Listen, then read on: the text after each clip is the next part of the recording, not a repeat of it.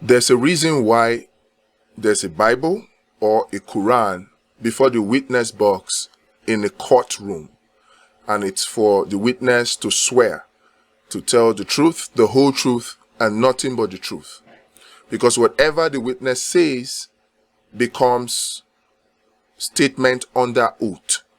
And there's something called perjury, which is lying under oath, making statements that the witness knows it's false and representing them as true under oath. That is perjury. And you would expect that somebody of the caliber of Senator Opeyemi Bamidele should know this, because he was Tinubu's witness. It will appear that barely 24 hours after his juicy appointment to majority leader of the House, he is being called upon to deliver on why he probably was given the position, and he tried.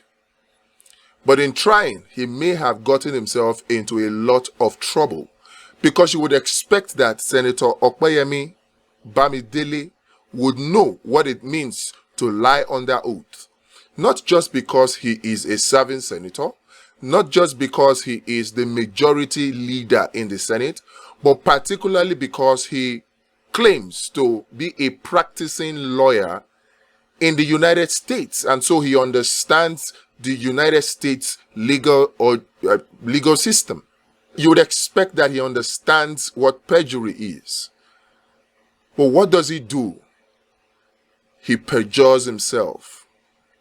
He perjures himself by making a statement that he knows, I know he knows, that that statement is false. Yet he proceeded to give that statement under oath.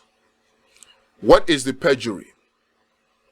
When he was asked, and one would have thought that this would be coming from a Peter Obi's lawyer, but no. Tinubu's lawyer examined him. INEC's lawyer examined him.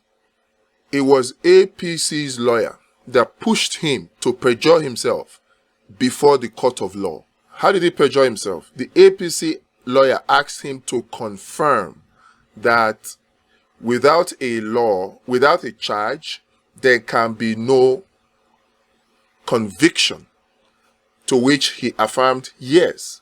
And then he went on again to say that the U.S. court document that has been admitted into evidence by the court does not have any sentence or conviction against Tinubu in the document. And Senator Bamidele Opeyemi confirmed it again as yes, when in actual fact it is a no. They pushed the narrative that there was no charge against Tinubu, but that was false. There were two charges that were brought against Tinubu, 18 U.S. Code 1956 and 18 U.S. Code 1957. And in fact, the question or the interrogation, the cross-examination of the APC lawyer on Opeyemi Bamidele actually went on to ask the senator to confirm that there was no conviction or that there was no charge number. And he confirmed that there was no charge number. But there was a charge number.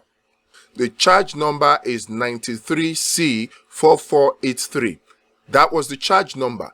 And there were two charges that were brought, 18 U.S. Code 1956 and 18 U.S. Code 1957. If truly Senator Opeyemi Bamidele practiced or practices law in the United States of America, he would understand this, that truly there was a charge number and there indeed were two charges that were brought against Tinubu, and that there was indeed a sentence.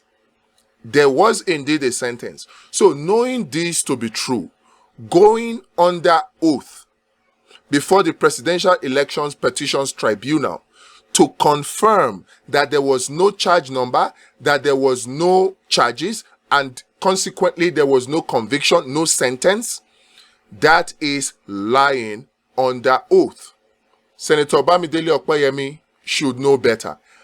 And must the Labour Party, and indeed all well-meaning Nigerians, and indeed the court, should now commence perjury charges against Senator Opeyemi Bamidele to hold him for perjury, to charge him for perjury, because he just perjured himself. He just perjured himself. I said it. You cannot support Tinubu and not look stupid. That's the minimum. But coming to defend Tinubu and lie under oath, misrepresent the facts under oath for somebody who claims to be a legal practitioner, who has a practicing license to practice law in the United States, somebody who has risen to the point of being a senator of the Federal Republic of Nigeria, and not just any senator, recently appointed majority leader in the Senate of the Federal Republic of Nigeria, coming to perjure himself, to lie under oath. This must not be allowed to slide. Appropriate actions must be taken. He must be charged for trying to deceive the court by misrepresenting these facts. 93C 4483. That was the charge number. And in fact, I can confirm to you that there was indeed a sentence and a conviction. If you look at the final forfeiture order, it says that the court here, it is hereby ordered that the funds in the amount of $460,000 in account 263226700 held by First Heritage Bank in the name of Bola Tinubu represents proceeds of narcotics trafficking or were involved in financial transaction in violation of 18 U.S. Code 1956 and 1957, and therefore these funds are forfeit to the United States pursuant to 21 U.S.C. 881 and 18 U.S.C. 981. And it is further ordered that the First Heritage Bank shall issue a check in the amount of $460,000 payable to the Federal Reserve Bank of Chicago, and that these funds shall be disposed of according to law. It is further ordered that the court shall retain jurisdiction over this action in order to implement and enforce the terms of this decree of forfeiture. This is a conviction. This is a sentence and a conviction. This is an order of court. This is the final forfeiture order. Look at the word ordered, underline. So for Senator Opeyemi Bamidele to confirm under oath that there was no charge number, there were no charges, and that there was no sentence or conviction is a blatant lie, and it's a misrepresentation of the facts, and that is tantamount to perjury. He perjured himself and must not be allowed to slide. It should be clear to you people by now. It is very difficult to defend Tinubu, not just without looking stupid, but without getting yourself into trouble, into unnecessary trouble. Look at now, Senator Opeyemi has found himself in trouble, and we should take this up with him immediately. Look, I don't understand why people fail to see the truth or deliberately turn a blind eye to the truth. There is no reason, absolutely no reason for anybody to think that Tinubu is now the will of God because he was able to be sworn in, or that Tinubu should now be studied because he was able to force himself on Nigerians. No.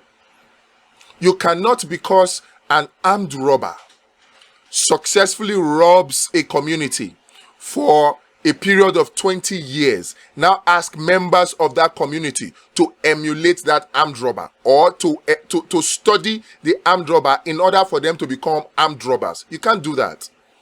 You cannot ask members of a community that have been ravaged by kidnappers to now study that kidnapper and worship that kidnapper just because the kidnapper was not caught over a period of 20 years for them to now also become kidnappers. You can't do that.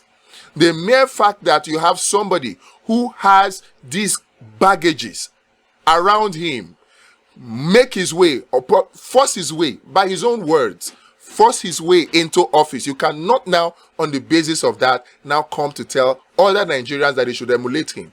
You cannot ask a community to emulate a prostitute or to study a prostitute in order for the community members to become a prostitute just because the prostitute has succeeded to build a house or buy a car with his or her prostitution over a period and was not caught. You don't do that.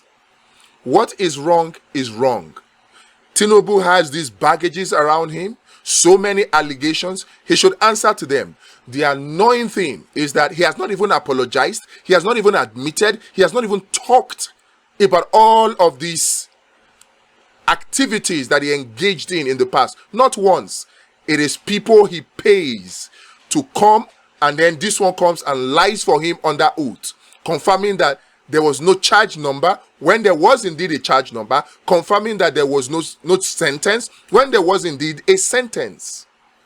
And you will find that if you look deeper, I've done a video on this. It goes deeper into all of this and details what each of those laws are, what the recommended punishments for them are, how they arrived at the 460,000 US dollars. Everything is detailed in that video. I'll leave a link to it in this video.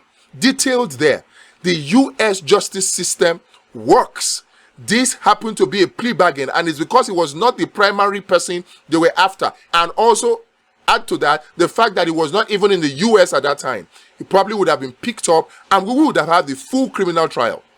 But the United States, their objective in their fight of crime, they do it, and they want to do it in the most economical way possible. So they saw an opening in doing a plea bargain, and they did. Doesn't remove the fact that there's criminality involved, because the two charges that were slammed against Tinubu were criminal charges. And there was a charge number, and there was a sentence, and there was a conviction. So for Senator Opeyemi to come and make this statement boldly, confirm what is not, is perjury. And the appropriate authorities should take note. We are definitely taking note.